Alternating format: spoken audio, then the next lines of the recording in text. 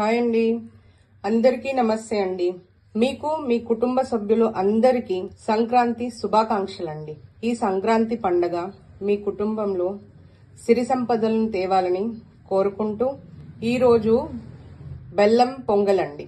బెల్లం పొంగలి ఎలా తయారు చేయాలో చూద్దామండి. బెల్లం పొంగలి కోసం ముందుగా ఒక గిన్నె తీసుకుందామండి. 1, 2 కప్పుల వరకు బియ్యం తీసుకుందామండి. 1 కప్పు వరకు పచ్చిశనగపప్పు తీసుకుందామండి. దీన్ని ఇప్పుడు నీళ్ళు పోసి శుభ్రంగా 2 సార్లు కడిగి తీసుకుందాం. ఇలా 2 సార్లు కడిగి తీసుకున్నానండి. ఇప్పుడు మనం ఏ గిన్నెలో అయితే బెల్లం పొంగలి చేయాలి అనుకుంటున్నామో ఆ గిన్నె తీసుకుందామండి. బెల్లం పొంగలి కోసం 2 కప్పుల బియ్యం, 1 కప్పు పచ్చిశనగపప్పు తీసుకున్నాం కదండి, అదంతా ఇలా వేసేసుకుందాం. దీంట్లో ఇప్పుడు 1, 2, 3, 4, 5, 6 కప్పుల వరకు మంచినీళ్ళు పోసానండి. ఇప్పుడు ఇదే కప్పుతోటి 1, 2, 3, 4, 5 కప్పుల వరకు పాలు పోసానండి. ఇదంతా ఇప్పుడు ఒక అరగంట సేపు నానబెట్టేసుకుందామండి. 1/2 అవర్ అయిపోయిందండి. ఇప్పుడు దీన్ని స్టవ్ వెలిగించుకొని స్టవ్ పైన పెట్టేసుకుందామండి. పెద్ద మంట పెట్టేసి ఉడికించుకుందామండి.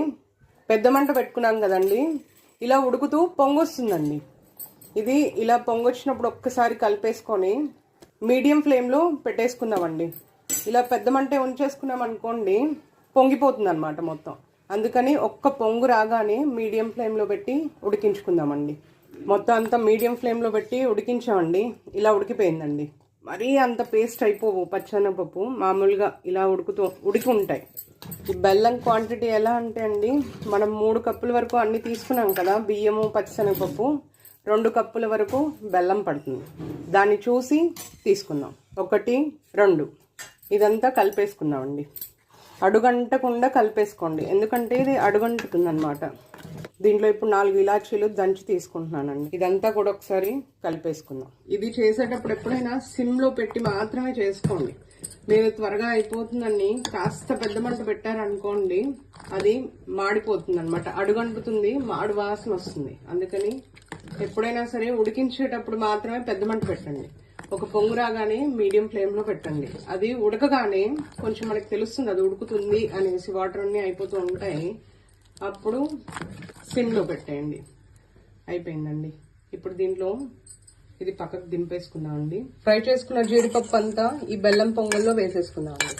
దీన్ని అంతా ఒకసారి ఇలా కలిపేసుకుందామండి. బెల్లం పొంగలి రెడీ అయిపోయిందండి.